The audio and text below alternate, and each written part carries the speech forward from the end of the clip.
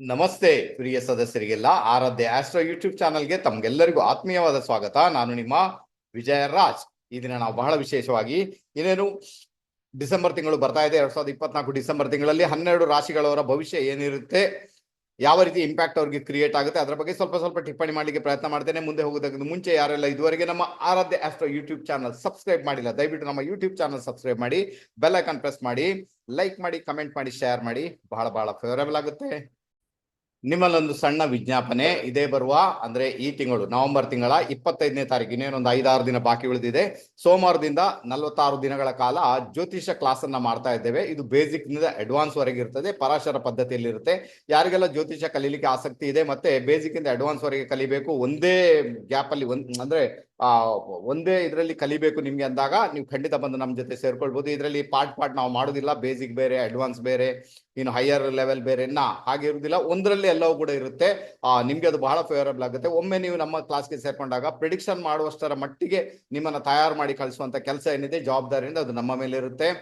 But ಒಂದು condition ನಾವು ಹೇಳಿದಾಗ ಕೇಳಬೇಕಾಗುತ್ತೆ ಅಷ್ಟೇ, ಬೇರೆ ಏನಿಲ್ಲ. ಓಕೆ, ಆನಂತರ ಈ ಒಂದು ಕ್ಲಾಸ್ ಏನಿರ್ತದೆ, ಯಾರೆಲ್ಲ ಜ್ಯೋತಿಷ ಆಸಕ್ತರಿಗೆ ಇದು ಬಹಳ ಉಪಯುಕ್ತ. ಆನಂತರ ಯಾರೆಲ್ಲ ಬೇಸಿಕ್ ಇದುವರೆಗೆ ಕಲ್ತಿದ್ದೀರಾ ಅಥವಾ ಯಾರೆಲ್ಲ ಕಲ್ತು ಇನ್ನಷ್ಟು ನಿಮ್ಮ ಬೇಸಿಕ್ ಅನ್ನು ಗಟ್ಟಿ ಮಾಡ್ಕೊಳ್ಬೇಕಂತ ಆಸೆ ಉಂಟು, ಅವ್ರು ಬಂದು ನಮ್ಮ ಜೊತೆ ಖಂಡಿತ ಸೇರ್ಕೊಳ್ಬಹುದು. ಈ ಒಂದು ಕ್ಲಾಸ್ ಏನಿದೆ ಝೂಮ್ ಆ್ಯಪ್ ಮುಖಾಂತರ ನಡೀತದೆ. ಸಂಜೆ 7 ಗಂಟೆಯಿಂದ 9 ಗಂಟೆವರೆಗೆ ಈ ಕ್ಲಾಸ್ ನಡೀತದೆ. ಯಾರಿಗೆಲ್ಲ ಆ ಒಂದು ದಿವಸದ ಕ್ಲಾಸ್ ಅನ್ನು ನೀವು ತಪ್ಪಿಸಿಕೊಂಡ್ರು ಕೂಡ ಮಾರನೇ ದಿನ ರೆಕಾರ್ಡಿಂಗ್ ನಿಮ್ಮ ಪಾಲಿಗಂತೂ ಖಂಡಿತ ಇದ್ದೇ ಇರ್ತದೆ. ಈ ಒಂದು ಕ್ಲಾಸ್ ಅಲ್ಲಿ ನಾವು 315 ಪುಟಗಳ ಒಂದು ಕನ್ನಡ ಜ್ಯೋತಿಷ್ಯ ಟೆಕ್ನಿಕ್ ಪುಸ್ತಕವನ್ನ ಪ್ರೊವೈಡ್ ಮಾಡ್ತೇವೆ, ನಿಮ್ಗೆ ಕಳಿಸ್ಕೊಡ್ತೇವೆ. ಅದರ ಬೆಲೆ ಬಂದು 3,300 ರೂಪಾಯಿ ಇದೆ. ಆ ನಂತರ ನಿಮ್ಗೆ PDF ಫೈಲ್ ಕೊಡ್ತೇವೆ, 6 ತಿಂಗಳ ಕಾಲ ರೆಕಾರ್ಡಿಂಗ್ ಕೊಡ್ತೇವೆ, ಜೊತೆಗೆ ಸರ್ಟಿಫಿಕೇಟ್ ಕೂಡ ಕೊಡ್ತೇವೆ. ಓಕೆ, ಆ ನಂತರ ನಿಮ್ಗೆ ಇದರ ಒಂದು ಹೆಚ್ಚಿನ ಮಾಹಿತಿ ಇನ್ನೂ ಬೇಕಂದ್ರೆ ಹೆಚ್ಚಿನ ಮಾಹಿತಿ ಕರೆ ಮಾಡಿ. ಇಲ್ಲಿ ಶಕುಂತಲಾ ಮೇಡಮ್ ಮತ್ತೆ ಮಂಜುಳಾ ಮೇಡಮ್ ಇಬ್ಬರ ಒಂದು ನಂಬರ್ ಇದೆ, ಆ ನಂಬರ್ಗೆ ಕರೆ ಮಾಡಿ ನಿಮ್ಮ ಒಂದು ಸೀಟನ್ನ ಹಿಂದೆ ಕಾಯ್ದಿರಿಸುವಂತ ಕೆಲಸವನ್ನ ಖಂಡಿತ ಮಾಡಿ, ಬಹಳ ಫೇವರೇಬಲ್ ಆಗುತ್ತೆ. ಇನ್ನು ಜ್ಯೋತಿಷ ಕ್ಲಾಸ್ ಅಲ್ಲಿ ನಾವು ಕೊಡೋ ಪುಸ್ತಕ ಬಂದು ಇದು. ಓಕೆ, ಈ ಪುಸ್ತಕ ಬಂದು ನೋಡಿ, ಜ್ಯೋತಿಷ ಪ್ರಿಡಿಕ್ಷನ್ ಟೆಕ್ನಿಕ್ ಪುಸ್ತಕ ಕನ್ನಡದಲ್ಲಿದೆ ಇದು ಅಲ್ವಾ. ಸಾಧಾರಣ ಮಟ್ಟಿಗೆ 315 ಪುಟಗಳಿದೆ. ಎಲ್ಲಾ ರೀತಿಯ ಟೆಕ್ನಿಕ್ಸ್ ಗಳನ್ನ ಅಂದ್ರೆ ಪ್ರಿಡಿಕ್ಷನ್ ಗಳನ್ನ ಇದರಲ್ಲಿ ಆಲ್ರೆಡಿ ಕೊಟ್ಟಿದ್ದೇವೆ. ಇದರಲ್ಲಿ ಬ್ಲಾಂಕ್ ಚಾರ್ಟ್ ಪ್ರಿಡಿಕ್ಷನ್ಸ್ ಇದೆ, ಭಾವಗಳ ಪ್ರಿಡಿಕ್ಷನ್ಸ್ ಇದೆ, ಯಾವ ಗ್ರಹ ಎಲ್ಲಿ ಬಂದು ಸೇರ್ಕೊಂಡಾಗ, ಯಾವ ಗ್ರಹ ಯಾವ ಭಾವದಲ್ಲಿ ಬಂದು ಸೇರ್ಕೊಂಡಾಗ ಯಾವ ರೀತಿಯ ಇಂಪ್ಯಾಕ್ಟ್ ಉಂಟಾಗುತ್ತೆ ಅದರ ಬಗ್ಗೆ ಪ್ರಿಡಿಕ್ಷನ್ಸ್ ಇದೆ. ಕಂಪ್ಲೀಟ್ ಡೀಟೇಲ್ಸ್ ಇದರ ಮುಖಾಂತರ ಇದೆ. ಪಂಚಾಂಗ ಡೀಟೇಲ್ಸ್ ಇದೆ, ನಿಮ್ಗೆ ಬೇಕಾದ ಹಾಗೆ ತುಂಬಾನೇ ಫೇವರಬಲ್ ಇದೆ. ದಯವಿಟ್ಟು ಈ ಒಂದು ಅಪರ್ಚುನಿಟೀಸ್ ಅನ್ನ ಯಾವುದೇ ಕಾರಣಕ್ಕೂ ಮಿಸ್ ಮಾಡ್ಕೊಳ್ಬೇಡಿ, ನಮ್ ಜೊತೆ ಬಂದು ಸೇರ್ಕೊಳ್ಳಿ. ನಿಮ್ಗೆ ಆ ಜ್ಯೋತಿಷದ ಹೊಸ ಜಗತ್ತು ಏನಿದೆ ಅದನ್ನ ನಾನು ತೋರಿಸ್ಕೊಡ್ತೇನೆ. ಓಕೆ, ಅದ್ರ ಜೊತೆಗೆ ಬಹಳ ವಿಶೇಷವಾಗಿ ನಮ್ಮ ಜ್ಯೋತಿಷ ಪ್ರಿಡಿಕ್ಷನ್ ಟೆಕ್ನಿಕ್ ಹೇಗಿರುತ್ತೆ ಅಂದ್ರೆ ವಿತ್ ಜಾತಕ, ವಿದೌಟ್ ಜಾತಕ. ಈಗ ವಿತ್ ಜಾತಕ ನೀವು ಖಂಡಿತ ಪ್ರಿಡಿಕ್ಷನ್ ಮಾಡಬಲ್ಲಿರಿ, ನೀವಷ್ಟು ಕೆಪಬಲ್ ಖಂಡಿತ ಆಗಿರಬಲ್ಲಿರಿ ಅಂತ ಒಂದು ಅನಿಸಿಕೆ. ಓಕೆ, ಇಟ್ಕೊಳ್ಳೋಣ, ನೀವು ಪ್ರಿಡಿಕ್ಟ್ ಮಾಡ್ತೀರಿ ಅಂತ. ವಿತೌಟ್ ಜಾತಕ ಅಲ್ವಾ, ಇದು ವಿಶೇಷ. ವಿತೌಟ್ ಜಾತಕ ಯಾವಾಗ ಒಂದು ಸಮಾರಂಭಕ್ಕೆ ಹೋದ್ರಿ, ಯಾವುದೋ ಒಂದು ಫಂಕ್ಷನ್ಗೆ ಹೋದ್ರಿ, ಎಲ್ಲೋ ಟ್ರಾವೆಲಿಂಗ್ ಮಾಡ್ತಾ ಇದ್ರಿ ಅಥವಾ ಎಲ್ಲೋ ಒಂದು ಕೆಲಸ ಮಾಡ್ತಾ ಇದ್ರಿ, ಅಚಾನಕ್ ಆಗಿ ಒಂದು ಕಾಲ್ ಬಂತು, ಎಮರ್ಜೆನ್ಸಿ ಕಾಲ್ ಬಂತು, ಇನ್ಯಾವುದೋ ರೂಪದಲ್ಲಿ ಅವರಿಗೆ ಅಚಾನಕ್ ಆಗಿ ಒಂದು ಆನ್ಸರ್ ಬೇಕು. ಆ ಮೂಮೆಂಟ್ ಅಲ್ಲಿ ಏನ್ ಮಾಡ್ತೀರಾ? ಆ ಮೂಮೆಂಟ್ ಅಲ್ಲಿ ನಮ್ಮದೇ ಆದಂತಹ ಟೆಕ್ನಿಕ್ಸ್ ಇರುತ್ತೆ. ಆ ಟೆಕ್ನಿಕ್ಸ್ ಅನ್ನ ಇಟ್ಟುಕೊಂಡು ವಿತೌಟ್ ಜಾತಕ ನೀವು ಪ್ರಿಡಿಕ್ಷನ್ ಮಾಡ್ಲಿಕ್ಕೆ ನಿಮ್ಮಿಂದ 100% ಸಾಧ್ಯತೆ ಉಂಟು. ಇಷ್ಟವರೆಗೆ ನಾವು 16 ಕ್ಲಾಸ್ಗಳನ್ನ ಮುಗಿಸಿದ್ದೇವೆ, 16 ಜ್ಯೋತಿಷ ಬ್ಯಾಚ್ ಗಳನ್ನ ಮುಗಿಸಿ ಈಗ 17ನೇ ಬ್ಯಾಚ್ಗೆ ಬರ್ತಾ ಇದ್ದೇವೆ. ಇದು ಬಹಳ ಫೇವರೇಬಲ್ ಆಗುವಂತದ್ದು ನಿಮ್ಮ ಪಾಲಿಗೆ. ನಮ್ಮಲ್ಲಿ ಒಂದಷ್ಟು ಜನ ಕಲ್ತು ಇದನ್ನ ಪ್ರೊಫೆಷನ್ ಆಗಿ ಆಲ್ರೆಡಿ ಮಾಡ್ತಾ ಇದ್ದಾರೆ, ತುಂಬಾ ಚೆನ್ನಾಗಿ ಮಾಡ್ತಾ ಇದ್ದಾರೆ, ತುಂಬಾ ಒಳ್ಳೆ ರೀತಿ ಪ್ರೆಡಿಕ್ಟ್ ಕೂಡ ಮಾಡ್ತಾ ಇದ್ದಾರೆ. ಓಕೆ, ಅದಕ್ಕೋಸ್ಕರ ವಿತ್ ಜಾತಕ, ವಿದೌಟ್ ಜಾತಕ ಯಾರಿಗೆಲ್ಲ ಪ್ರೆಡಿಕ್ಷನ್ ಮಾಡಬೇಕು ಅವರೆಲ್ಲರೂ ಬಂದು ನಮ್ಮ ಜೊತೆ ಸೇರ್ಕೊಳ್ಳಿ. ಪ್ರಿಡಿಕ್ಷನ್ ಲೆವೆಲ್ಗೆ ಸಂಬಂಧಪಟ್ಟಂತೆ ಒಂದಷ್ಟು ಹೊಸ ಟೆಕ್ನಿಕ್ಸ್ ಗಳನ್ನ ನಿಮ್ಮ ಮುಂದೆ ಇಡ್ಲಿಕ್ಕೆ ಪ್ರಯತ್ನ ಮಾಡ್ತೇವೆ. ಆ ಟೆಕ್ನಿಕ್ಸ್ 100% ಕೆಲಸ ಮಾಡುತ್ತೆ. ಕಂಡೀಷನ್ ಒಂದೇ, ನಾವು ಹೇಳಿದಾಗೆ ನೀವು ಕೇಳಬೇಕಾಗುತ್ತೆ. ಆವಾಗ ಅದೆಲ್ಲವೂ ಕೂಡ ನಿಮ್ಮ ಪಾಲಿಗೆ ಹರಿದು ಬರುತ್ತೆ. ನಿಮ್ಗೆ ಒಂದಷ್ಟು ಆ ಕಾನ್ಫಿಡೆನ್ಸ್ ಏನುಂಟು ಜ್ಯೋತಿಷದ ವಿಷಯದಲ್ಲಿ ಡೆವಲಪ್ ಆಗುತ್ತೆ. ನೀವು ಯಾವುದೇ ಕಾರಣಕ್ಕೂ ನೀವು ಹೆದರುವುದಿಲ್ಲ. ಓಕೆ, ಹಾಗಾದ್ರೆ ಇದರ ಒಂದು ವಿವರಣೆಯನ್ನ ಡಿಸ್ಕ್ರಿಪ್ಷನ್ ಬಾಕ್ಸ್ ಅಲ್ಲಿ ಆಲ್ರೆಡಿ ಕೊಟ್ಟಿದ್ದೇನೆ. ಏನೆಲ್ಲ ಕಂಟೆಂಟ್ಸ್ ಇದೆ ಅದನ್ನ ಡಿಸ್ಕ್ರಿಪ್ಷನ್ ಬಾಕ್ಸ್ ಅಲ್ಲಿ ಹಾಕಿದ್ದೇವೆ. ಸೊ ದಯವಿಟ್ಟು ಅಲ್ಲಿ ಹೋಗಿ ಅದನ್ನ ಓದಿಕೊಂಡು ಅಲ್ಲಿ ನಂಬರ್ಸ್ ಇದೆ, ಆ ನಂಬರ್ಸ್ಗೆ ಕರೆ ಮಾಡಿ ನೀವು ಸೀಟನ್ನ ಕಾಯ್ದಿರಿಸಿಕೊಳ್ಳಿಕ್ಕೆ ಪ್ರಯತ್ನ ಮಾಡಿ. ಬಹಳ ಫೇವರಬಲ್. ಈಗ ಬಂದ್ಬೇಡ ರಾಶಿ ಭವಿಷ್ಯ. ಈಗ ನಾವು ಮೇಷ ರಾಶಿನ ತೆಗೆದುಕೊಂಡಾಗ ನೆನ್ಪಿಟ್ಕೊಳ್ಳಿ, ಈ ತಿಂಗಳು ಅಂದ್ರೆ 2024 ಡಿಸೆಂಬರ್ ತಿಂಗಳನ್ನ ಆಳುವಂತ ಗ್ರಹ ಬಂದು ಸೂರ್ಯ. ಹಾಗಾದ್ರೆ ಆ ಸೂರ್ಯನ ಒಂದು ಇಂಪ್ಯಾಕ್ಟ್ ಏನಿದೆ ಅದರ ಬಗ್ಗೆನೇ ನಾನು ಮಾತಾಡ್ತೇನೆ. ಸೂರ್ಯ ಯಾರ್ಯಾರಿಗೆ ಎಲ್ಲೆಲ್ಲಿ ಬಂದಿರ್ತಾನೆ, ಅವನ ರಾಶಿಯಲ್ಲಿದೆ ಅಥವಾ ಏನು ಇಂಪ್ಯಾಕ್ಟ್ ಕ್ರಿಯೇಟ್ ಆಗ್ಬೋದು ಅದ್ರ ಬಗ್ಗೆ ಮಾತಾಡ್ತೇನೆ. ಇದನ್ನ ನೀವು ಚೆಕ್ ಮಾಡಿ ನೋಡಿ ಯಾವ ರೀತಿ ನಿಮ್ಗೆ ಅದರ ಇಂಪ್ಯಾಕ್ಟ್ ಬಂದಿರುತ್ತೆ. ಆನಂತರ ನಿಮ್ಮ ಜಾತಕದಲ್ಲಿ ಕೂಡ ನೋಡ್ಕೊಳ್ಳಿ. ನಿಮ್ಮ ಜಾತಕವನ್ನು ಹೇಗೆ ನೋಡ್ಕೊಳ್ತೀರಾ? ನಿಮ್ಮ ಜಾತಕ ನೋಡಿ, ಲಗ್ನದಿಂದ ಸೂರ್ಯ ಎಷ್ಟನೇ ಮನೆಯಲ್ಲಿದ್ದಾನೆ, ಆ ಮನೆಯ ರಿಸಲ್ಟ್ ನಿಮ್ಗೆ ಬರುವ ತಿಂಗಳಿರುತ್ತೆ. ಆ ನಂತರ ಸೂರ್ಯ ನೋಡುವಂತಹ ಭಾವ ಯಾವ್ದಿದೆ, ಆ ಭಾವದ ರಿಸಲ್ಟ್ ಕೂಡ ನಿಮ್ಗೆ ಬರುವ ತಿಂಗಳಿಗೆ 100% ಇದ್ದೇ ಇದೆ. ಓಕೆನಾ. ಈಗ ಒಂದು ಫಾರ್ ಎಕ್ಸಾಂಪಲ್ ಕೊಡ್ತೀನಿ ನಿಮ್ಗೆ. ನಿಮ್ಮ ಲಗ್ನ ಚಾರ್ಟ್ ಅಂತ ಇಟ್ಕೊಳ್ಳಿ. ಆ ಲಗ್ನ ಚಾರ್ಟ್ ಯಾವುದೇ ಲಗ್ನ, ಮೇಷದಿಂದ ಮೀನದ ಯಾವುದೇ ಲಗ್ನ, ಆ ಲಗ್ನ ಚಾರ್ಟ್ ಅಲ್ಲಿ ಸೂರ್ಯ ಬಂದು 10ನೇ ಮನೆಯಲ್ಲಿ ಇದ್ದಾನೆ ಅಂದ್ರೆ ಸೂರ್ಯನಿಗೆ ದಿಗ್ಬಲ ಪ್ರಾಪ್ತವಾಯಿತು ಅಲ್ವಾ. ಹಾಗಾದ್ರೆ ನಿಮ್ಮ ಜಾತಕದಲ್ಲಿ ಸೂರ್ಯ ಆಲ್ರೆಡಿ 10ನೇ ಮನೆಯಲ್ಲಿ ಇದ್ದಾನೆ ಅಂದಾಗ ಆತನಿಗೆ ದಿಗ್ಬಲ ಆಲ್ರೆಡಿ ಪ್ರಾಪ್ತವಾಗಿರುತ್ತೆ. ಬಟ್ ಬರುವ ತಿಂಗಳು ಸೂರ್ಯನಿಗೆ ಬಲ ವಿಶೇಷವಾಗಿ ಬರುವುದರಿಂದ ಆತ ಆಕ್ಟಿವ್ ಆಗಿಬಿಡ್ತಾನೆ. ಆ ಮೂಮೆಂಟ್ ಅಲ್ಲಿ ಕಾರ್ಯಕ್ಷೇತ್ರದಲ್ಲಿ ಉನ್ನತ ಮಟ್ಟಕ್ಕೆ ಹೋಗುವಂತ ಯೋಗ ಭಾಗ್ಯ ನಿಮ್ಮ ಪಾಲಿಗೆ ಕ್ರಿಯೇಟ್ ಆಗುತ್ತೆ. ಅದರ ಜೊತೆಗೆ ಸೂರ್ಯ 4ನೇ ಮನೆಯನ್ನು ನೋಡುವುದರಿಂದ ನಿಮ್ಮ ಮನೆ ವಿಚಾರ, ಭೂಮಿ ವಿಚಾರ ಅಥವಾ ತಾಯಿಯ ಅನಾರೋಗ್ಯದ ವಿಚಾರದಲ್ಲಿ ಏನ್ ಸಮಸ್ಯೆ ಉಂಟು ಆ ಸಮಸ್ಯೆಗಳನ್ನು ನಿವಾರಣೆ ಮಾಡ್ಲಿಕ್ಕೆ ಸೂರ್ಯ ಮಹಾರಾಜ ನಿಮ್ಗೆ ಒಂದು ಒಳ್ಳೆಯ ಇಂಪ್ಯಾಕ್ಟ್ ಅನ್ನ ಕ್ರಿಯೇಟ್ ಮಾಡ್ತಾನೆ. ಜೊತೆಗೆ ಆತ ದಾರಿ ತೋರಿಸ್ತಾನೆ. ಜೊತೆಗೆ ನಿಮ್ಮ ಅಲ್ಲಿ ಆ ಒಂದು ಭೂಮಿ ಮನೆ ವಿಚಾರದಲ್ಲಿ ಬರ್ತಕ್ಕಂಥ ಸಮಸ್ಯೆಗಳನ್ನು ಸಮೇತ ನಿವಾರಣೆ ಮಾಡ್ಲಿಕ್ಕೆ ಪ್ರಯತ್ನ ಅಂತೂ ಮಾಡಿಯೇ ಮಾಡ್ತಾನೆ. ಈ ಘಟನೆ ಘಟಿಸ್ತದೆ. ಓಕೆ. ಹಾಗಾದ್ರೆ ಇದೊಂದು ಜಸ್ಟ್ ಎಕ್ಸಾಂಪಲ್ ಕೊಟ್ಟಿದ್ದೇನೆ.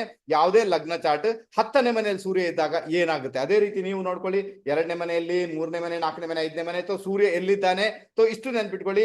ನಿಮ್ಮ ಜಾತಕದಲ್ಲಿ ಲಗ್ನ ಚಾರ್ಟ್ ಇಂದ ಸೂರ್ಯ ಯಾವ ಭಾವದಲ್ಲಿದ್ದಾನೆ ಆ ಭಾವದ ಇಂಪ್ಯಾಕ್ಟ್ ಬರುತ್ತೆ ಬರುವ ತಿಂಗಳು. ಅಂದ್ರೆ 2024 ಡಿಸೆಂಬರ್ ತಿಂಗಳಲ್ಲಿ ಬರುತ್ತೆ.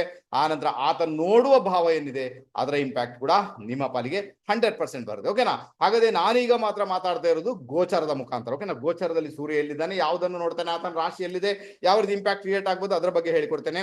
ನೆನ್ಪಿಟ್ಕೊಳ್ಳಿ, ಇದೇನು ಫೈನಲ್ ಅಲ್ಲ, ಇದು ಫೈನಲ್ ಪ್ರಿಡಿಕ್ಷನ್ ಅಲ್ಲ. ಇದರಲ್ಲಿ ಎಲ್ಲವೂ ಕೂಡ ಬರುವುದಿಲ್ಲ. ನಿಮ್ಮ ಜಾತಕನೇ ಫೈನಲ್, ನೀವೇ ಫೈನಲ್, ನಿಮ್ಮ ಕರ್ಮನೇ ಫೈನಲ್. ಓಕೆನಾ. ಅರ್ಥ ಆಯ್ತು ಅಂತ ಇಟ್ಕೊಳ್ತೇನೆ. ಚೆನ್ನಾಗಿ ಅರ್ಥ ಆಯ್ತು ನಿಮ್ಗೆ. ಓಕೆನಾ. ನಿಮ್ಮ ಜಾತಕನೇ ಕಥೆ ಹೇಳುತ್ತೆ, ನಿಮ್ಮ ಕರ್ಮನೇ ನಿಮ್ಗೆ ಫಲದಾಯಿ ಆಗಿರುತ್ತೆ. ಅದು ಏನ್ ಮಾಡ್ತಿರೋ ಹಾಗೆ. ಇದೊಂದು ಜಸ್ಟ್ ಒಂದು ಪ್ರಿಕಾಷನ್ ತಗೊಳ್ಳಿಕ್ಕೆ ಬೇಕಾಗಿ ಈ ಎಲ್ಲ ಪ್ರಿಡಿಕ್ಷನ್ಸ್. ಓಕೆನಾ. ಪ್ರಿಕಾಷನ್ ತಗೊಳ್ಳಿಕ್ಕೆ ಈ ಎಲ್ಲ ಪ್ರಿಡಿಕ್ಷನ್ಸ್ ಅರ್ಥ ಆಯ್ತು. ಬಂದ್ಬೇಡ ಮೇಷರಾಶಿ. ಮೇಷರಾಶಿಯವರಿಗೆ ಅರ್ಥ ಮಾಡ್ಕೊಳ್ಳಿ. ಮೇಷರಾಶಿಯವರಿಗೆ ಸೂರ್ಯನ ಇಂಪ್ಯಾಕ್ಟ್ ಹೇಗಿರುತ್ತೆ. ಮೇಷರಾಶಿಯವರಿಗೆ ಡಿಸೆಂಬರ್ ತಿಂಗಳ 2024 ಡಿಸೆಂಬರ್ ತಿಂಗಳಲ್ಲಿ ಸೂರ್ಯನ ಇಂಪ್ಯಾಕ್ಟ್ ಏನ್ ಬರ್ಬೋದು. ಖಂಡಿತ ಸೂರ್ಯನ ಇಂಪ್ಯಾಕ್ಟ್ ಬರುವ ತಿಂಗಳು ಬರುವಂತದ್ದು ನಿಮ್ಗೆ. ಹಾಗಾದ್ರೆ ಸೂರ್ಯ ಇಲ್ಲಿ ಅಷ್ಟಮದ ರಿಸಲ್ಟ್ ಕೊಡ್ತಾ ಇದ್ದೀನಿ, 8ನೇ ಮನೆ ರಿಸಲ್ಟ್. ಓಕೆನಾ. ಸೊ ಇದು ಒಳ್ಳೆಯ ಲಕ್ಷಣ ಅಲ್ಲ ಅಂತ ಉಂಟು. ಮೇಷ ರಾಶಿಯಿಂದ 8ನೇ ಮನೆಯಲ್ಲಿ ಸೂರ್ಯ ಭ್ರಮಣ ಮಾಡ್ತಾ ಇದ್ದಾನೆ. ಸೊ ಇದರ ಅರ್ಥ ಏನಂದ್ರೆ ಆತ ಪಂಚಮಾಧಿಪತಿಯಾಗಿ ಬಂದಿದ್ದಾನೆ. ಹಾಗಾದ್ರೆ ಎಲ್ಲೋ ಒಂದ್ ಕಡೆ ನಿಮ್ಮ ಓದಿನಲ್ಲಿ ಡಿಸ್ಟರ್ಬೆನ್ಸ್ ಅಂದ್ರೆ ವಿದ್ಯಾರ್ಥಿಗಳಿದ್ರೆ, ಆನಂತರ ನೀವೇನ್ ದೊಡ್ಡವರಾಗಿದ್ದೀರಾ ಅವಾಗ ಮಕ್ಕಳ ವಿಚಾರದಲ್ಲಿ ಮಕ್ಕಳಿಗೆ ಅನಾರೋಗ್ಯ, ಮಕ್ಕಳ ವಿಚಾರದಲ್ಲಿ ತೊಂದರೆಗಳು, ಅಥವಾ ನಿಮ್ಮ ಪ್ರೀತಿ ಪ್ರೇಮದಲ್ಲಿ ಸಮಸ್ಯೆಗಳು, ನಿಮ್ಮನ್ನ ತುಂಬಾ ಇಷ್ಟಪಡುವಂತ ವ್ಯಕ್ತಿ ನಿಮ್ಮಿಂದ ದೂರ ಹೋಗ್ತಾರೆ ಅಥವಾ ಅನಾರೋಗ್ಯ ಪೀಡಿತರಾಗ್ತಾರೆ ಅಂತ ಒಂದು ಇಂಡಿಕೇಶನ್ ಅಂತೂ ಖಂಡಿತ ಇದೆ. ಓಕೆ. ಬಟ್ ನಿಮ್ಮ ಜಾತಕದಲ್ಲಿ ಸೂರ್ಯ ಎಲ್ಲಿದ್ದಾನೆ ನೋಡ್ಕೊಂಡು ನೀವು ಡಿಸಿಷನ್ ತಗೊಳ್ಳಿ, ನಾನ್ ಬೇಡ ಅಂತ ಹೇಳಲ್ಲ. ಓಕೆನಾ. ಬಟ್ ಆಗುವ ಪರಿಸ್ಥಿತಿ ಹಾಗೇನೆ 8ನೇ ಮನೆ ಇಂಪ್ಯಾಕ್ಟ್ ಅನ್ನ ಆತ ಕ್ರಿಯೇಟ್ ಮಾಡ್ತಾನೆ. ಅದರಲ್ಲಿ ಇನ್ನೂ ಒಂದು ಇಂಪ್ಯಾಕ್ಟ್ ಏನಿರ್ತದೆ ಮೇಷರಾಶಿಯವರಿಗೆ, ಎಲ್ಲೋ ಒಂದ್ ಕಡೆ ಪಂಚಮಾಧಿಪತಿ ಅಷ್ಟಮದಲ್ಲಿರುವುದರಿಂದ ರಹಸ್ಯ ವಿದ್ಯೆಗಳನ್ನ ಕಲಿಬೇಕೆನ್ನೋ ತೀವ್ರ ಇಚ್ಛೆ, ರಹಸ್ಯ ವಿದ್ಯೆಗಳು ಯಾವುದೇ ರೂಪದಲ್ಲಿ ಕೂಡ ಅದನ್ನ ಕಲಿಬೇಕು, ಅದರಲ್ಲಿ ಮುಂದುವರಿಬೇಕು, ಅದರಲ್ಲಿ ಪ್ರೆಡಿಕ್ಷನ್, ಆ ಒಂದು ಇಂಪ್ಯಾಕ್ಟ್ ಕೂಡ ನಿಮ್ಮ ಪಾಲಿಗೆ ಬರುವಂತ ಸಾಧ್ಯತೆಗಳು ತೀರಾ ಜಾಸ್ತಿ. ಸೂರ್ಯನ ಜೊತೆಗೆ ಅಲ್ಲಿ ಯಾರಿದ್ದಾರೆ ಗೋಚರದಲ್ಲಿ ಬುಧ ಇರ್ತಾನೆ, ಚಂದ್ರ ಇರ್ತಾನೆ. ಓಕೆ. ಬುಧ ಮತ್ತೆ ಚಂದ್ರ ಕೂಡ ಜೊತೆಗೆ ಇರುವುದರಿಂದ ಮೇ ಬಿ ನಿಮ್ಗೆ ಸ್ವಲ್ಪ ಮಾನಸಿಕ ರೀತಿಯಲ್ಲಿ ಕೂಡ ಡಿಸ್ಟರ್ಬೆನ್ಸ್ ಆಗುವಂತದ್ದು. ಆನಂತರ ಸೂರ್ಯನಿಂದ ಹೆಲ್ತ್ ರಿಲೇಟೆಡ್ ಕೂಡ ನಿಮ್ಗೆ ಸಮಸ್ಯೆಗಳು ಉಂಟಾಗುವಂತದ್ದು. ಬುಧನಿಂದ ಸ್ಕಿನ್ ರಿಲೇಟೆಡ್ ಪ್ರಾಬ್ಲಮ್ ಅಥವಾ ನರಗಳಿಗೆ ಸಂಬಂಧಪಟ್ಟಂತ ದೋಷಗಳು ಕೂಡ ನಿಮ್ಗೆ ಉಂಟಾಗುವ ಸಾಧ್ಯತೆಗಳು ತೀರಾ ಜಾಸ್ತಿ. ಆ ನಂತರ ಸೂರ್ಯ ಏನ್ ಮಾಡ್ತಾನೆ, ನೇರವಾಗಿ ದ್ವಿತೀಯ ಸ್ಥಾನವನ್ನು ವೀಕ್ಷಣೆ ಮಾಡ್ತಾನೆ. ದ್ವಿತೀಯ ಸ್ಥಾನದ ಅಧಿಪತಿಯಲ್ಲಿದ್ದಾನೆ, ಆತ ಭಾಗ್ಯದಲ್ಲಿದ್ದಾನೆ. ಇದು ಪರವಾಗಿಲ್ಲ ಅಂತ ಹೇಳ್ಬೋದು. ಒಂದು ವೇಳೆ ನೀವು ಮದುವೆ ಆಗಿದ್ದೀರಾ ಅಥವಾ ಮದುವೆಗೆ ಪ್ರಯತ್ನ ಮಾಡ್ತಾ ಇದ್ದೀರಾ, ಮೇ ಬಿ ಅದು ಸಫಲತೆಯನ್ನ ಪಡೆಯುವಂತ ಸಾಧ್ಯತೆಗಳು, ಮದುವೆ ಮಾತುಕತೆಗಳು ಮುಂದುವರಿಯುವಂತ ಸಾಧ್ಯತೆಗಳು ತೀರಾ ಜಾಸ್ತಿ. ಅಥವಾ ನಿಮ್ಗೆ ಮದುವೆ ಆಯ್ತು, ಅದರಿಂದ ಭಾಗ್ಯೋದಯ ಆಗುವಂತದ್ದು, ಅದರಿಂದ ಭಾಗ್ಯದಲ್ಲಿ ಉನ್ನತ ಮಟ್ಟಕ್ಕೆ ಹೋಗುವಂತ ಯೋಗ ಭಾಗ್ಯ ನಿಮ್ಮ ಪಾಲಿಗಂತೂ ಡೆಫಿನೆಟ್ ಆಗಿದೆ. ಅದರ ಜೊತೆಗೆ ಸೂರ್ಯ 2ನೇ ಮನೆ ನೋಡಿದ್ರಿಂದ ಹಣಕಾಸಿನ ವಿಚಾರಗಳು, ಎಲ್ಲೊಂದ್ ದೊಡ್ಡ ಮಟ್ಟಿಗೆ ದುಡ್ಡು ಬೇಕು, ಆ ದುಡ್ಡು ಕೂಡ ನಿಮ್ಮ ಕೈ ಸೇರುವಂತ ಸಾಧ್ಯತೆಗಳು ತೀರಾ ಜಾಸ್ತಿ ಅಂತ ಹೇಳ್ತೇನೆ. ಇದು ಬಹಳ ಫೇವರಬಲ್ ಆಗುತ್ತೆ. ಹಾಗಾದ್ರೆ ಈಗ ಗೊತ್ತಾಯ್ತು ಮೇಷರಾಶಿಯವರಿಗೆ ಡಿಸೆಂಬರ್ ತಿಂಗಳಲ್ಲಿ ಯಾವ ರೀತಿ ಇಂಪ್ಯಾಕ್ಟ್ ಕ್ರಿಯೇಟ್ ಆಗ್ಬೋದು. ನೆನ್ಪಿಟ್ಕೊಳ್ಳಿ, ಪರಿಹಾರ ಏನಪ್ಪಾ ಮಾಡ್ಬೇಕು. ನಾನು ಹೇಳ್ತೀನಿ, ಎಲ್ಲಾದ್ರೂ ದಹನ ಭೂಮಿ ಇದೆ, ಎಲ್ಲ ದಹನ ಭೂಮಿ ಗೊತ್ತಾಗುತ್ತೆ ನಿಮಗೆ, ದಹನ ಭೂಮಿ ಹೆಣಗಳನ್ನ ಸುಡುವಂತದ್ದು. ಅಲ್ಲಿ ಹೋಗಿ ಯಾರಿಗಾದ್ರೂ ನಿಮ್ಮ ಕೈಯಿಂದ ಗೋಧಿ ಅಥವಾ ಇನ್ನಿತರ ಯಾವುದೇ ವಸ್ತುಗಳನ್ನ, ಅಥವಾ ಗೋಧಿ ದಾನ ಮಾಡಿ, ಅಥವಾ ಅವ್ರಿಗೆ ರೈಸ್ ದಾನ ಮಾಡಿ, ಅಥವಾ ಅವ್ರಿಗೆ ರೇಷನ್ ದಾನ ಮಾಡಿ.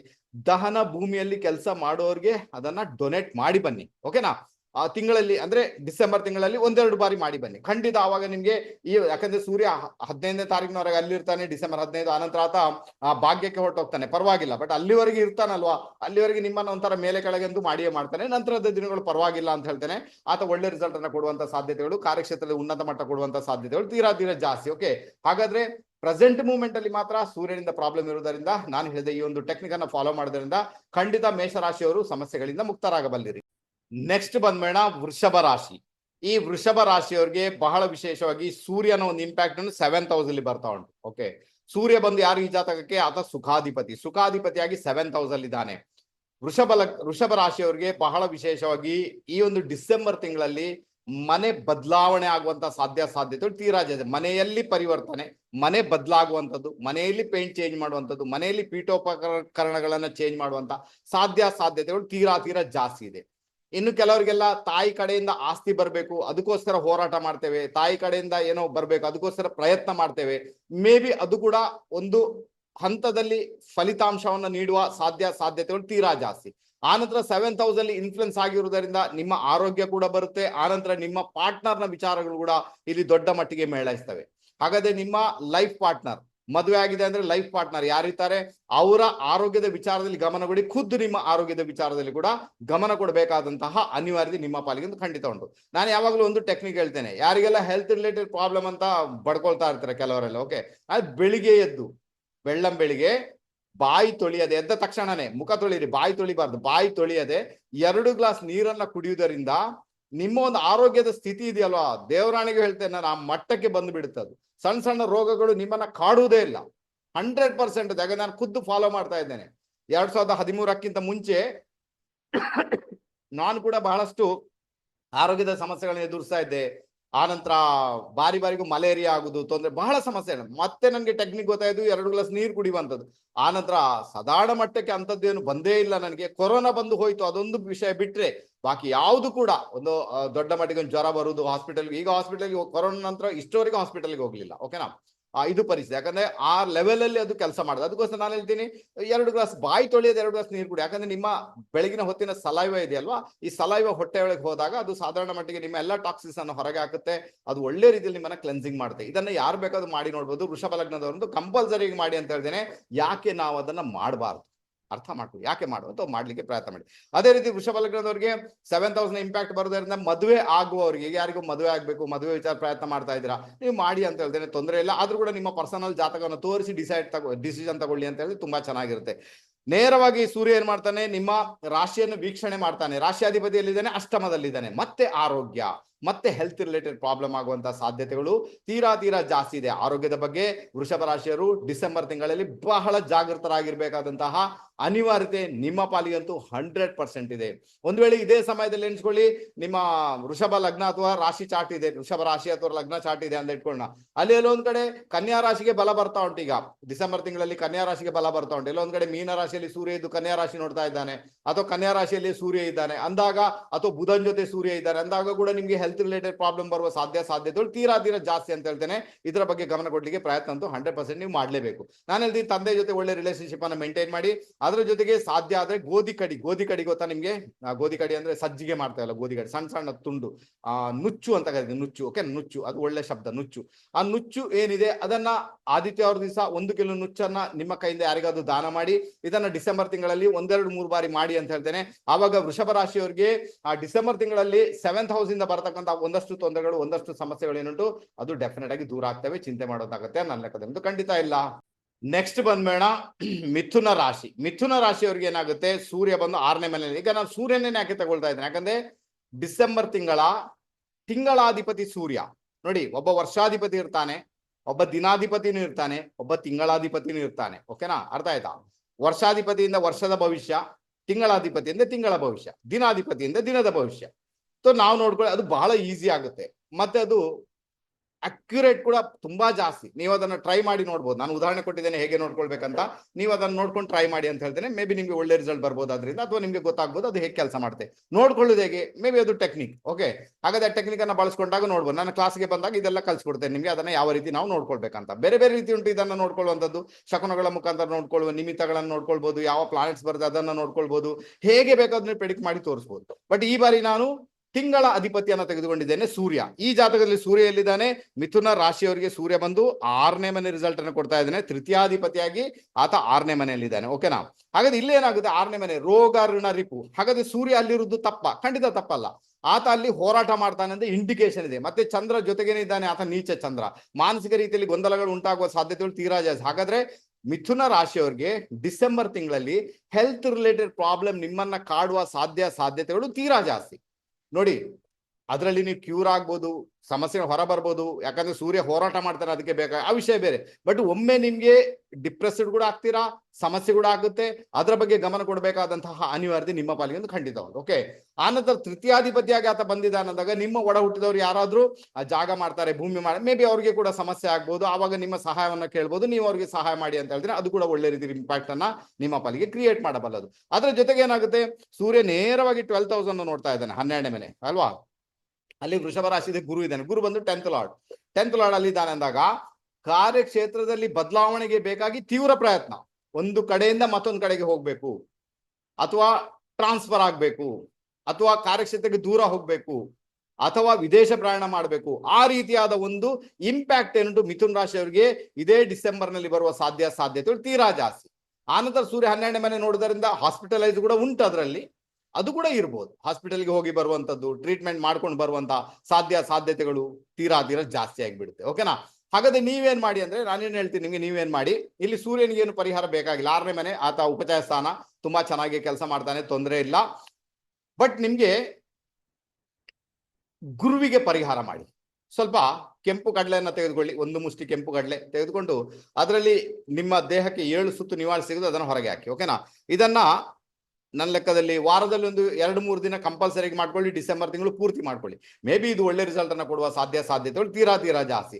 ಆನಂತರ ಸೂರ್ಯನ ಜೊತೆಗೆ ಚಂದ್ರ ಸೇರ್ಕೊಂಡಿದ್ದಾನೆ, ಚಂದ್ರ ನೀಚ, ಹಣಕಾಸಿನ ವಿಚಾರಗಳು ಕೂಡ ಮೇಳೈಸ್ತವೆ.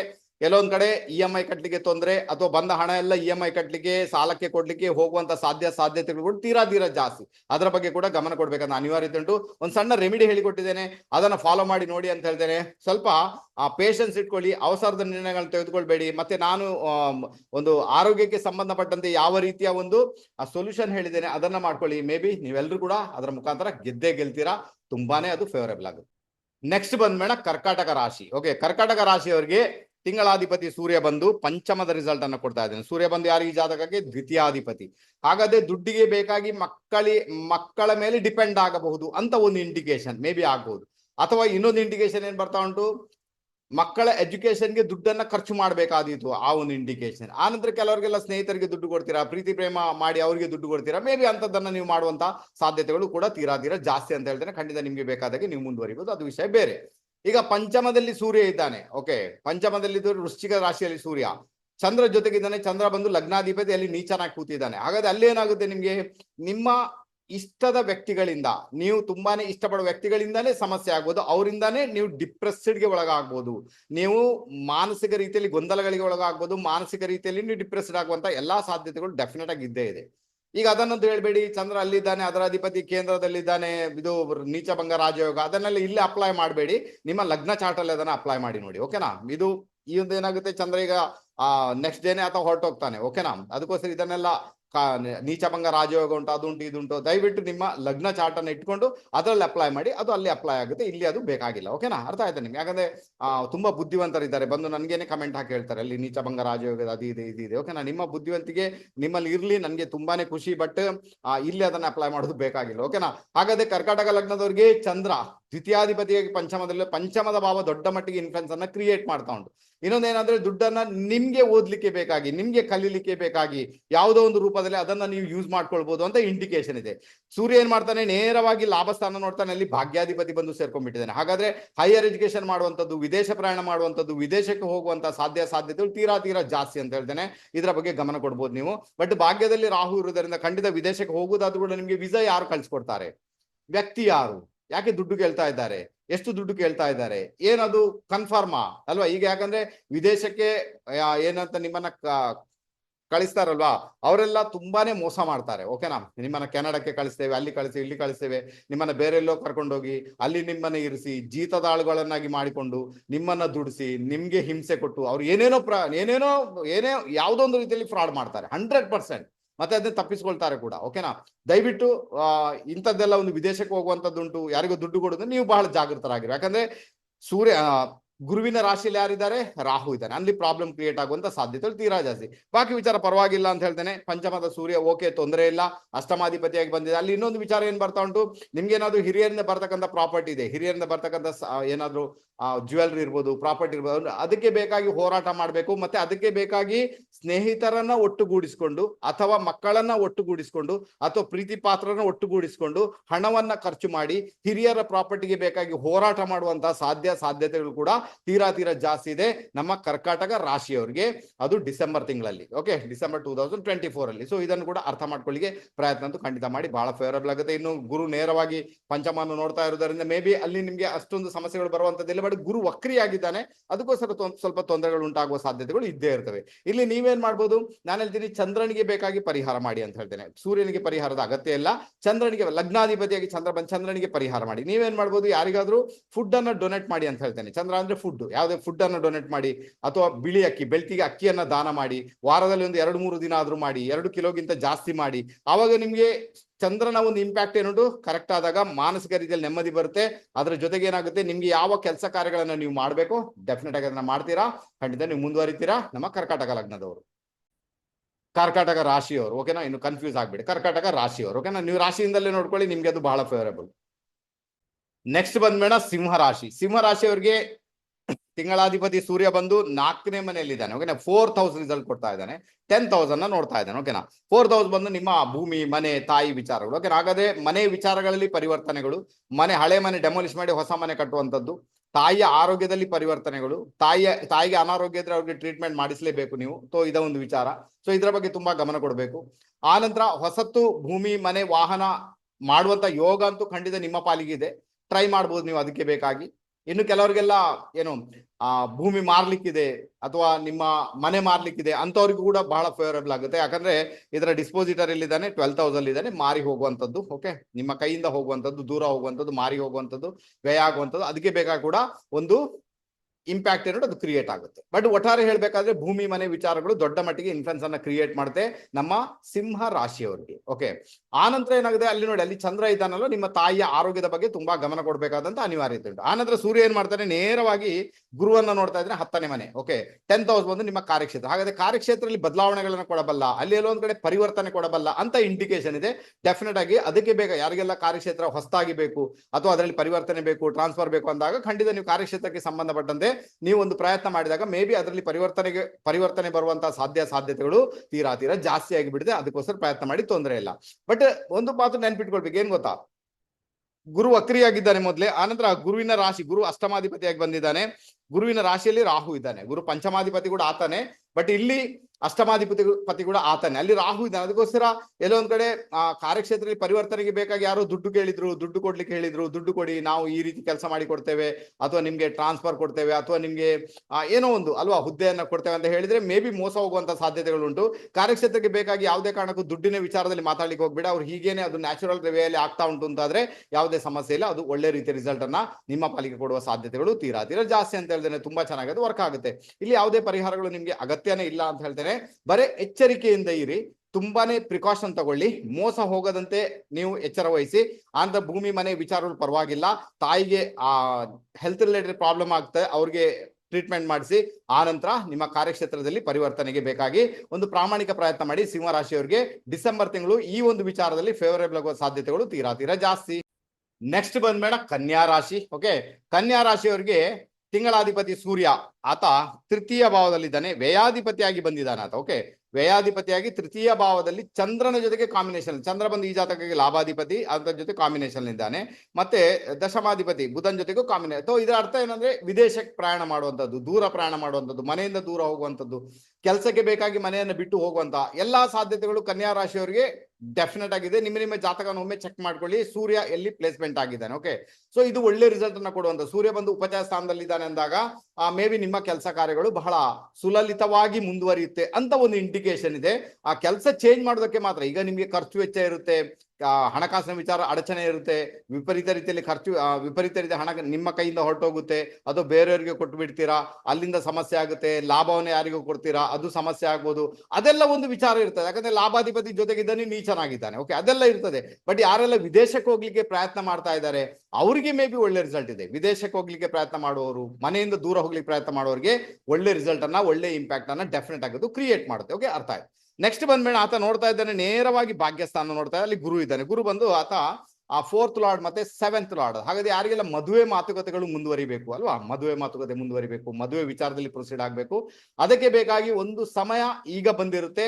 ಆ ಮದುವೆಗೆ ಬೇಕಾಗಿ ಒಂದು ಪ್ರಯತ್ನ ನೀವು ಮಾಡ್ಬೋದು, ತೊಂದರೆ ಇಲ್ಲ.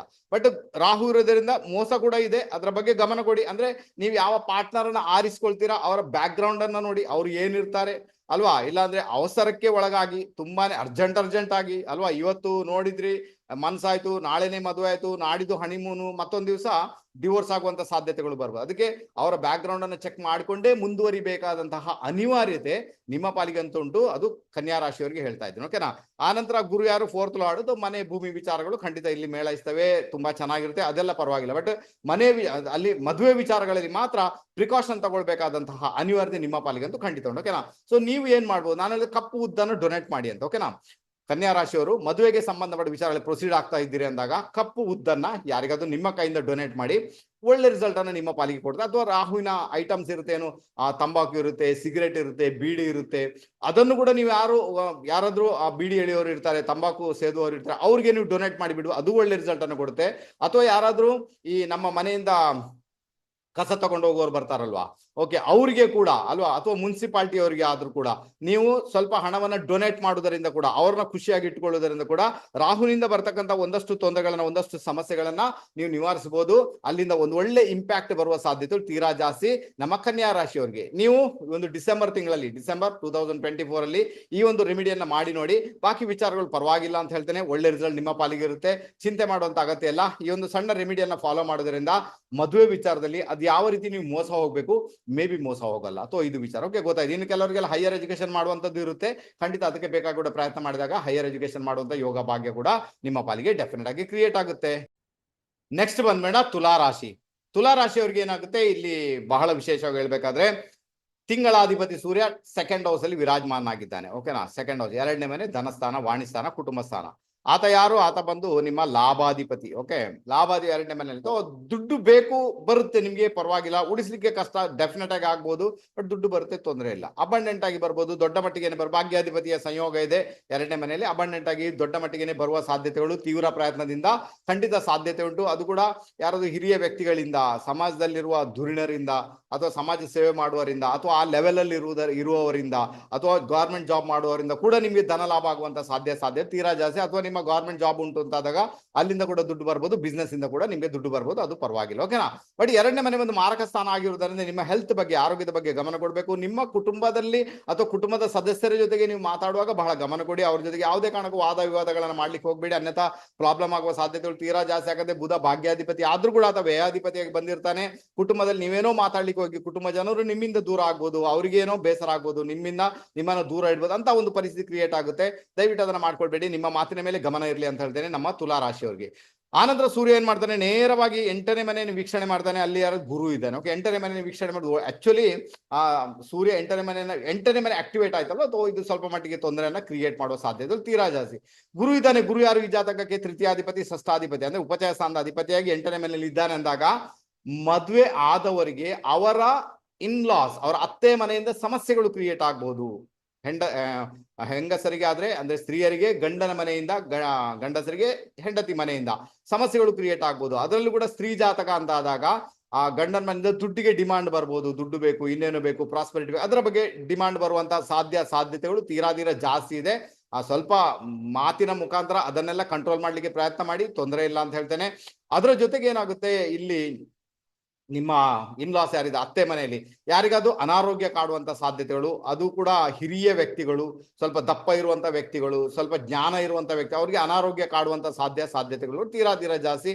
ನಿಮ್ಗೆ ಸೇವೆ ಮಾಡ್ಲಿಕ್ಕೆ ಸಿಗ್ಬೋದು, ಮೇ ಬಿ ನೀವು ಸೇವೆ ಕೂಡ ಅವ್ರದ್ದು ನೀವು ಮಾಡ್ಬೋದು. ಒಂದು ಸಣ್ಣ ರೆಮಿಡಿ ಹೇಳಿಕೊಡ್ತೇನೆ, ಅದನ್ನ ಮಾಡಿ. ನೀವೇನ್ ಮಾಡ್ಬೇಕು, ಗುರುವಾರ ದಿನ ಒಂದು 300 ಗ್ರಾಂ ಕಡಲೆಯನ್ನ ತಂದು ಅದನ್ನ ನೀರಲ್ಲಿ ಪ್ರವಾಹ ಮಾಡಿ ಅಂತ ಹೇಳ್ತೇನೆ, ಅಥವಾ ದೂರ ಎಲ್ಲಿಯಾದ್ರೂ ಹಾಕಿ, ಅಥವಾ ಹಕ್ಕಿಗಳಿಗೆ ಹಾಕಿ, ಅಥವಾ ಯಾರಿಗಾದ್ರೂ ಡೊನೇಟ್ ಮಾಡಿ, ಅಥವಾ ಏನಿಲ್ಲ ಅಂದ್ರೆ ದೇವಸ್ಥಾನದಲ್ಲಿ ಹೋಗಿ ಆದ್ರೂ ಕೂಡ ಅದನ್ನ ಇಟ್ಟು ಬನ್ನಿ ಅಂತ ಹೇಳ್ತೇನೆ. ಸೊ ಇದನ್ನ ಗುರುವಾರ ಫಾಲೋ ಮಾಡಿ ನಮ್ಮ ತುಲಾ ರಾಶಿಯವರು. ಅವಾಗ ನಿಮ್ಗೆ ಡಿಸೆಂಬರ್ ತಿಂಗಳಲ್ಲಿ ಆ ಒಂದು ನಿಮ್ಮ ಅತ್ತೆ ಮನೆಯಿಂದ ಅಥವಾ ಗಂಡನ ಕುಟುಂಬ ಹೆಂಡತಿ ಕುಟುಂಬದಿಂದ ಯಾವುದೇ ಸಮಸ್ಯೆ ಬರಬೇಕು, ಮೇ ಬಿ ಅದು ಬರಲ್ಲ.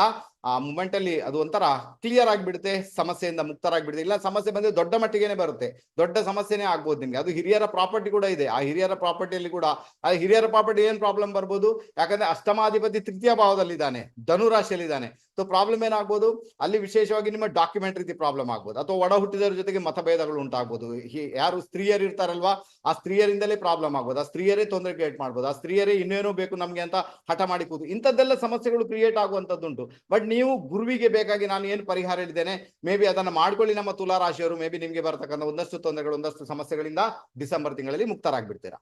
ನೆಕ್ಸ್ಟ್ ಬಂದ್ಬೇಡ ವೃಶ್ಚಿಕ ರಾಶಿ. ವೃಶ್ಚಿಕ ರಾಶಿಯವರಿಗೆ ಏನಾಗುತ್ತೆ, ತಿಂಗಳಾಧಿಪತಿ ಸೂರ್ಯ, ಆತ ನಿಮ್ಮ ರಾಶಿಯಲ್ಲೇ ಭ್ರಮಣ ಮಾಡ್ತಾ ಇದ್ದಾನೆ. ಓಕೆನಾ.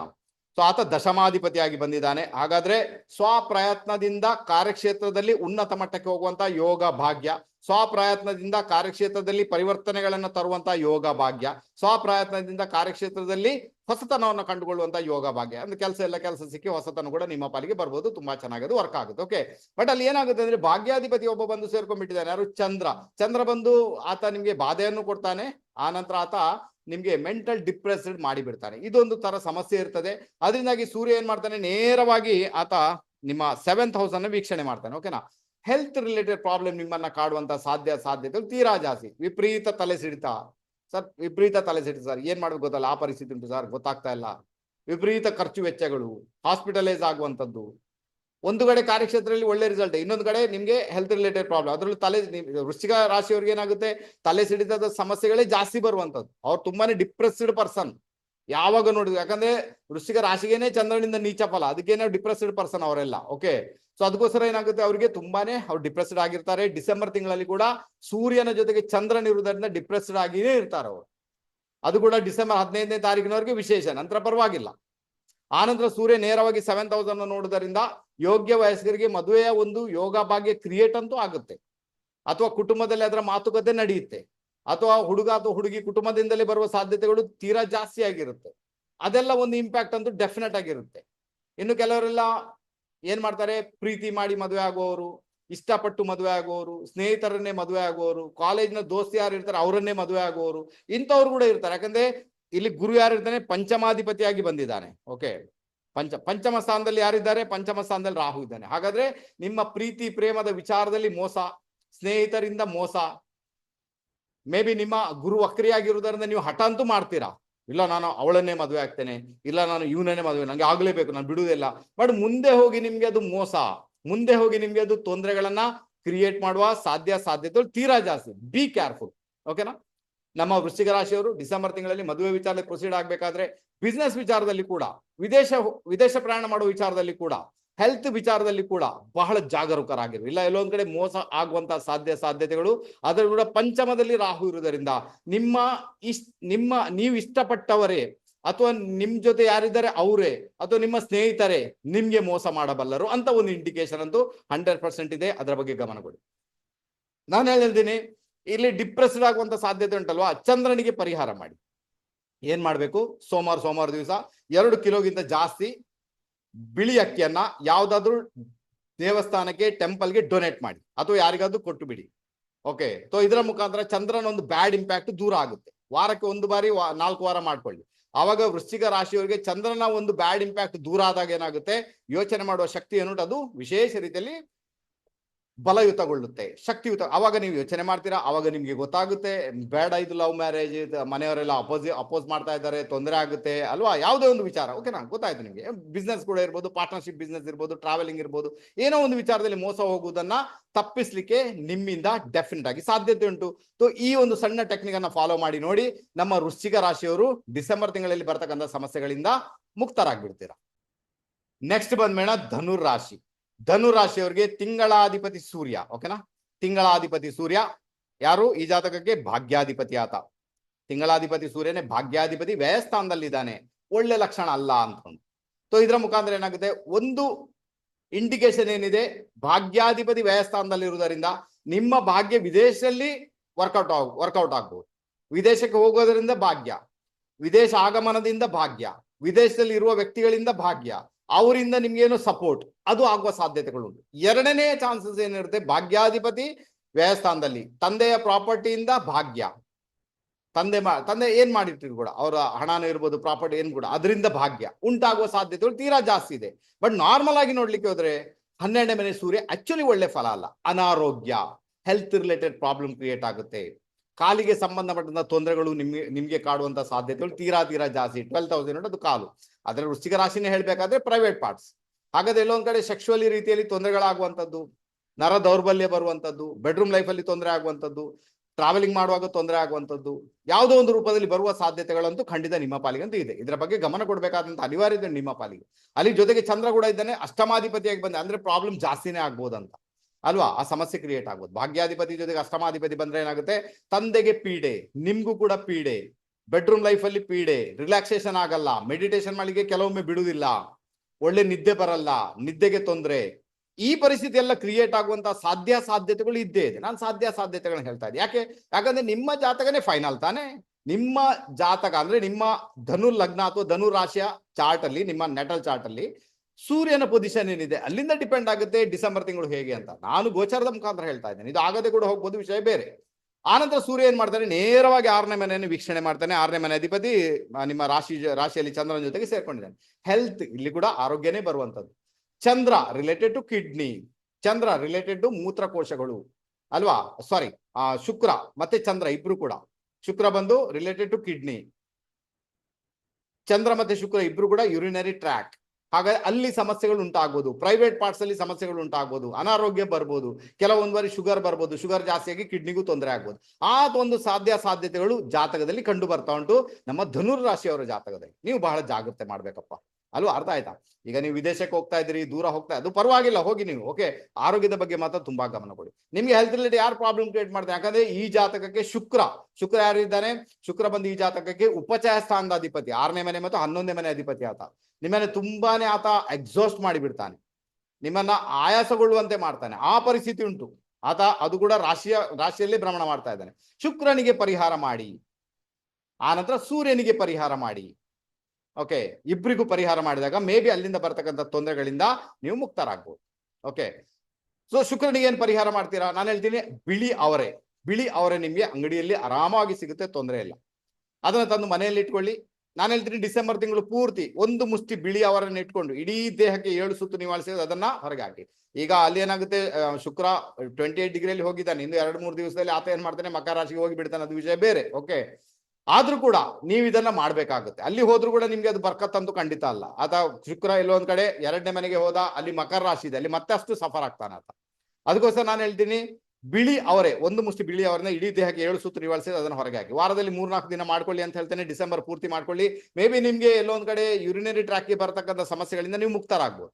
ಇದು ಒಂದೇ ವಿಚಾರ. ಇನ್ನು ಸೂರ್ಯನಿಗೆ ಯಾಕೆ ಪರಿಹಾರ ಮಾಡಿ, ಸೂರ್ಯ ಭಾಗ್ಯಾಧಿಪತಿ ಆದ್ರೂ ಯಾಕೆ ಪರಿಹಾರ ಮಾಡ್ಬೇಕಂದ್ರೆ, ಸೂರ್ಯ 12th ಹೌಸ್ ಅಲ್ಲಿ ಕೂತಿದ್ದಾರೆ. 12th ಹೌಸ್ ಒಂದು ಡೊನೇಷನ್ ಅದು.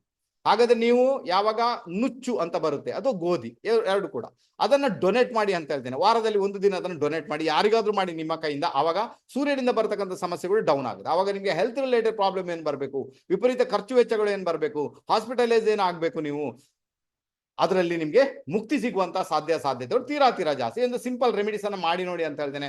ಅದರ ಜೊತೆಗೆ ಧನು ಲಗ್ನ ಜಾತಕದಲ್ಲಿ ಸ್ವಲ್ಪ ದೇವರಲ್ಲಿ ಭಕ್ತಿ ಬೇಕು, ದೇವರ ಜೊತೆಗೆ ಇರಬೇಕು, ನಿಮ್ಮ ದೇವರ ಕೋಣೆಯಲ್ಲಿ ಇದ್ಕೊಂಡು ಪ್ರಾರ್ಥನೆ ಮಾಡಬೇಕು ಅಲ್ವಾ, ಆಧ್ಯಾತ್ಮಲ್ಲಿ ಸಾಗಬೇಕು, ತಂದೆಗೆ ರೆಸ್ಪೆಕ್ಟ್ ಮಾಡಬೇಕು, ತಂದೆ ಜೊತೆಗೆ ಇರಬೇಕು, ಒಂದು ಗುರು ಇರಬೇಕು, ಹೈಯರ್ ಎಜುಕೇಶನ್ ಬೇಕು, ತುಂಬಾ ಎಜುಕೇಶನ್ ಮಾಡಬೇಕು, ತುಂಬಾ ಬುಕ್ಸ್ ಗಳನ್ನು ಓದಿ. ಆವಾಗ ಧನುರ್ ರಾಶಿ ಜಾತಕ ಏನುಂಟು ಅದು ಹೈ ಲೆವೆಲ್ಗೆ ಹೋಗ್ಲಿಕ್ಕೆ ಶುರು ಆಗುತ್ತೆ. ಅಷ್ಟೆಲ್ಲ ನೀವು ಮಾಡ್ತಾ ಇದ್ರೆ ಮತ್ತೆ ನಾನು ಹೇಳಿದ್ದು ಯಾವ್ದು ಕೂಡ ಇಲ್ಲಿ ನಾಟುವುದೇ ಇಲ್ಲ, ಎಲ್ಲ ಸುಸೂತ್ರವಾಗಿ ನಡೀಲಿಕ್ಕೆ ಶುರು ಆಗುತ್ತೆ. ಓಕೆ, ಹಾಗಾದ್ರೆ ಗೊತ್ತಾಯ್ತು ಈಗ ಧನು ರಾಶಿಯ ಜಾತಕಕ್ಕೆ ಯಾವ ರೀತಿ ಇಂಪ್ಯಾಕ್ಟ್ ನಿಮ್ಗೆ ಡಿಸೆಂಬರ್ ತಿಂಗಳಲ್ಲಿ ಕ್ರಿಯೇಟ್ ಆಗುತ್ತೆ.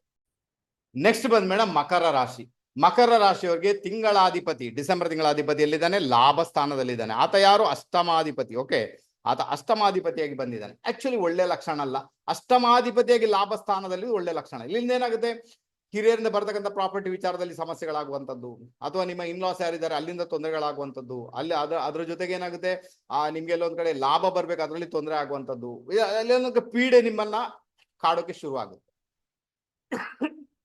ಪೀಡೆ ಬರುತ್ತೆ ನಿಮ್ಗೆ, ಇದು ಪರಿಸ್ಥಿತಿ ಇರುತ್ತೆ. ಆನಂತರ 11ನೇ ಮನೆ ಬಂದು ನಿಮ್ಮ ಗುಪ್ತ ಫ್ರೆಂಡ್ಸ್, ಗುಪ್ತ ರೀತಿಯ ಪ್ರೀತಿ ಪ್ರೇಮ, ಗುಪ್ತ ರೀತಿಯ ಸಂಬಂಧಗಳು. ಹಾಗಾದ್ರೆ ಅಲ್ಲಿ ಸೂರ್ಯ ಇದ್ದಾನೆ ಚಂದ್ರನ್ ಜೊತೆಗೆ, ಚಂದ್ರ ಬಂದು 7th ಲಾರ್ಡ್.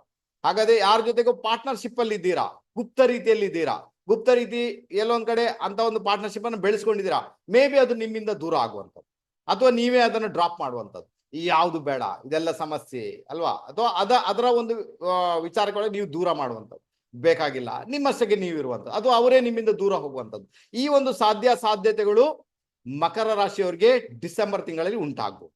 ಇದರ ಬಗ್ಗೆ ಗಮನ ಕೊಡಿ, ಓಕೆನಾ. ಇನ್ನೊಂದು ವಿಚಾರದಲ್ಲಿ ಏನಾಗುತ್ತೆ, ಕೆಲವೊಂದು ಬಾರಿ ಸ್ಯಾಲ್ರಿಯಲ್ಲಿ ತೊಂದರೆ ಆಗುವಂಥದ್ದು ಇರುತ್ತೆ. ಸ್ಯಾಲ್ರಿ ಅಚಾನಕ್ಕಾಗಿ ಕಡಿಮೆ ಆಗ್ಬೋದು, ಅಥವಾ ಲಾಭ ಅಚಾನಕ್ಕಾಗಿ ಕಡಿಮೆ ಆಗ್ಬೋದು, ಅಲ್ವಾ, ಎಷ್ಟೋ ಬರ್ಬೇಕಿತ್ತು ಇಲ್ಲ ಬಂದಿಲ್ಲ ಸ್ವಲ್ಪನೇ ಬಂದ್ಬಿಡ್ತು. ಈ ಒಂದು ತೊಂದರೆಗಳು ಕೂಡ ನಿಮ್ಮನ್ನ ಕಾಡುವ ಸಾಧ್ಯತೆಗಳು ಇದೆ. ನಾನು ಸಾಧ್ಯತೆಗಳ ಬಗ್ಗೆ ಮಾತಾಡ್ತೀನಿ, ಯಾಕಂದ್ರೆ ನಿಮ್ಮ ಜಾತಕನೇ ಫೈನಲ್. ಆನಂತರ ಸೂರ್ಯ ಏನ್ ಮಾಡ್ತಾನೆ, ನೇರವಾಗಿ ಪಂಚಮವನ್ನು ವೀಕ್ಷಣೆ ಮಾಡ್ತಾನೆ. ಅಲ್ಲಿ ಯಾರಿದ್ದಾರೆ, ಗುರು ಇದ್ದಾನೆ. ಗುರು ಬಂದು ವ್ಯಯಾಧಿಪತಿ, ಗುರು ಬಂದು ತೃತೀಯಾಧಿಪತಿ. ಮತ್ತೆ ಪ್ರೀತಿ ಪ್ರೇಮ, ಸ್ನೇಹಿತರು, ಮಕ್ಕಳು, ವಿದ್ಯೆ, ಮನರಂಜನೆ, ಇಷ್ಟ ದೇವರು, ಹೀಲಿಂಗ್ಸ್ ಎಲ್ಲ ಬಂತು ಈಗ. ಹಾಗಾದ್ರೆ 11ನೇ ಮನೆಯಲ್ಲಿ ಕೂಡ ನಿಮ್ಮ ಒಂದು ರಿಲೇಶನ್ಶಿಪ್ ದೂರ ಆಗ್ಬೋದಂತ ಉಂಟು. ಆನಂತರ ಗುರು ವ್ಯಯಾಧಿಪತಿಯಾಗಿ ಪಂಚಮದಲ್ಲಿರುವುದರಿಂದ ಅದು ದೂರ ಆಗ್ಬೋದಂತ ಉಂಟು. ಹಾಗಾದ್ರೆ ನಿಮ್ಗೆ ಯಾರೆಲ್ಲ ಇಷ್ಟವರೆಗೆ ಉಪಕಾರ ಮಾಡ್ತಾ ಇದ್ರು, ಅಥವಾ ನೀವು ಯಾರಿಗೂ ಉಪಕಾರ ಮಾಡ್ತಾ ಇದ್ರೆ ಮೇ ಬಿ ನಿಮ್ಮಿಂದ ದೂರ ಆಗ್ಬೋದು. ಬೇಕಂದ್ರೆ ನೀವು ಅದನ್ನು ದೂರ ಮಾಡ್ಕೊಳ್ಬಹುದು. ಪ್ರೀತಿ ಪ್ರೇಮನೇ ಬೇಕಾಗಿಲ್ಲ, ಎಲ್ಲೋ ಒಂದ್ ಕಡೆ ಮೋಸ ಹೋಗ್ಬಿಟ್ಟಿದ್ದೇನೆ, ಈ ಸಮಸ್ಯೆ ಈ ಪರಿಸ್ಥಿತಿ ನಿಮ್ಗೆ ಎದುರಾಗುವ ಸಾಧ್ಯತೆ ತೀರಾ ಜಾಸ್ತಿ. ಇನ್ನು ಓದಿನ ವಿಚಾರ ಹೇಳ್ಬೇಕಾದ್ರೆ ಅಲ್ಲಿ ಕೂಡ ಸಮಸ್ಯೆನೆ, ಯಾಕೋ ಓದಿನ ವಿಚಾರ ಹಿನ್ನಡೆ ಉಂಟಾಗ್ತಾ ಉಂಟು, ಮುಂದೆ ಹೋಗ್ಲಿಕ್ಕೆ ಆಗ್ತಲ್ಲ. ಈ ಪರಿಸ್ಥಿತಿಗಳು ನಿಮ್ಗೆ ಬರುವಂತ ಸಾಧ್ಯತೆ ತೀರಾ ಜಾಸ್ತಿ. ಇನ್ನು ಕೆಲವೊಮ್ಮೆ ಏನಾಗುತ್ತೆ, ಇಲ್ಲಿ ನಿಮ್ಮ 8ನೇ ಮನೆ ಅಂತ ಏನುಂಟು, ಅದರ ಅಧಿಪತಿ ಸೂರ್ಯ 8th ಹೌಸ್. ನೀವು ಕೊಟ್ಟಂತ ಹಣ ಎಲ್ಲೋ ಒಂದ್ ಕಡೆ ಮುಳುಗಿ ಹೋಗಿರುವಂತದ್ದು, ಬಟ್ ಅದರ ಅಧಿಪತಿ ವೃಶ್ಚಿಕ ರಾಶಿಯಲ್ಲಿ ಇದ್ದಾನೆ ಅಂದಾಗ ಏನಾಗುತ್ತೆ, ಮೇ ಬಿ ಆ ಹಣಕಾಸಿನಲ್ಲಿ ನಿಮ್ಗೆ ಕಾಂಪ್ರಮೈಸ್ ಮಾಡ್ಕೊಳ್ಬೇಕಾದಂತ ಅನಿವಾರ್ಯತೆ ಉಂಟು.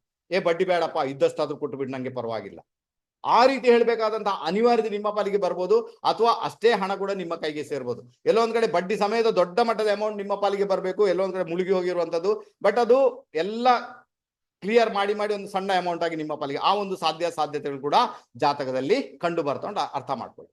ಈ ಜಾತಕಕ್ಕೆ ಏನ್ ಮಾಡ್ಬೇಕು, ಗುರುವಿಗೆ ಪರಿಹಾರ ಮಾಡ್ಬೇಕು. ಓಕೆ, ಗುರು ಬಂದು ಯಾರು, ಈ ಜಾತಕ ವ್ಯಯಾಧಿಪತಿ ಆತ, ತೃತೀಯಾಧಿಪತಿ ಆತ, ಅಂದ್ರೆ ಉಪಚಾರ ಸ್ಥಾನದ ಅಧಿಪತಿ ಕೂಡ ಆತನೇ. ಪರಾಕ್ರಮ ಅಂದ್ರೆ ಪರಾಕ್ರಮ ಎಲ್ಲಿ ಯೂಸ್ ಆಗುತ್ತೆ ನಿಮ್ಗೆ, ನಿಮ್ಮ ಮಕ್ಕಳನ್ನ ಕಂಟ್ರೋಲ್ ಮಾಡೋದ್ರಲ್ಲಿ, ಪ್ರೀತಿ ಪ್ರೇಮ ಸ್ನೇಹಿತರು ಅದನ್ನ ಕಂಟ್ರೋಲ್ ಮಾಡೋದ್ರಲ್ಲಿ, ವಿದ್ಯೆಯನ್ನ ಕಂಟ್ರೋಲ್ ಮಾಡೋದ್ರಲ್ಲಿ ನಿಮ್ಮ ದಿನ ಹೋಗುತ್ತೆ.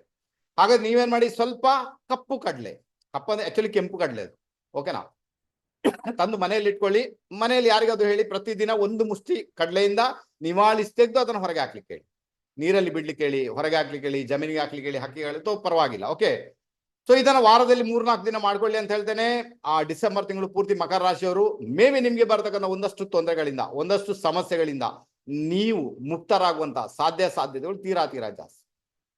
ಓಕೆ, ಸೊ ಅಷ್ಟಂತೂ ಮಾಡಿ, ಪರವಾಗಿಲ್ಲ. ತಂದೆಗೆ ರೆಸ್ಪೆಕ್ಟ್ ಮಾಡಿ. ತಂದೆಗೆ ಅನಾರೋಗ್ಯ ಬರ್ಬೋದು, ತಂದೆಗೆ ಶೋಲ್ಡರ್ ಪೇನ್ ಬರ್ಬೋದು, ಕೈಗಳಲ್ಲಿ ನೋವು ಬರ್ಬೋದು, ನರಗಳಿಗೆ ದೋಷ ಬರ್ಬೋದು. ತಂದೆಯನ್ನ ಅವ್ರಿಗೆ ರೆಸ್ಪೆಕ್ಟ್ ಮಾಡಿ, ಅವ್ರಿಗೆ ಟ್ರೀಟ್ಮೆಂಟ್ ಅನ್ನು ಕೊಡಿಸಿ. ಇದರ ಮುಖಾಂತರ ಕೂಡ ಡಿಸೆಂಬರ್ ತಿಂಗಳಲ್ಲಿ ಬರ್ತಕ್ಕಂಥ ಸಮಸ್ಯೆಗಳಿಂದ ನೀವು ಪಾರಾಗುವ ಸಾಧ್ಯತೆ ತೀರಾ ಜಾಸ್ತಿ. ಹೋಗಿ ಗೊತ್ತಾಯ್ತು ಅಂತ ಇಟ್ಕೊಳ್ತೇನೆ. ನೆಕ್ಸ್ಟ್ ಬಂದ್ಮೇಲೆ ಕುಂಭರಾಶಿ.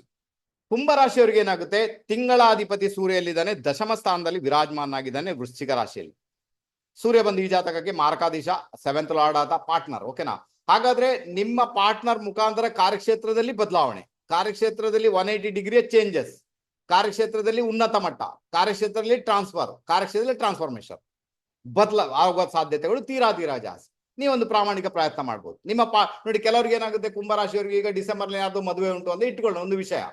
ಅವಾಗ ಏನಾಯ್ತು, ಮದುವೆ ಆದ ತಕ್ಷಣ ನಿಮ್ಮ ಕಾರ್ಯಕ್ಷೇತ್ರದಲ್ಲಿ ಪರಿವರ್ತನೆ ಬಂತು, ಕಾರ್ಯಕ್ಷೇತ್ರದಲ್ಲಿ ಟ್ರಾನ್ಸ್ಫಾರ್ಮೇಶನ್ ಉಂಟು. ಮೇ ಬಿ ಅದು ಕೂಡ ಸಾಧ್ಯತೆ. ಅಥವಾ ನಿಮ್ಮ ಪಾರ್ಟ್ನರ್ ಯಾರಿದ್ದಾರೆ ಅವರು ಪ್ರಯತ್ನ ಮಾಡಿ ಕೂಡ ನಿಮ್ಮ ಒಂದು ಮದುವೆ ಜೀವನದಲ್ಲಿ ಟ್ರಾನ್ಸ್ಫಾರ್ಮೇಶನ್ ಬರುವಂತಹ ಸಾಧ್ಯತೆಗಳು ತೀರಾ ಜಾಸ್ತಿ.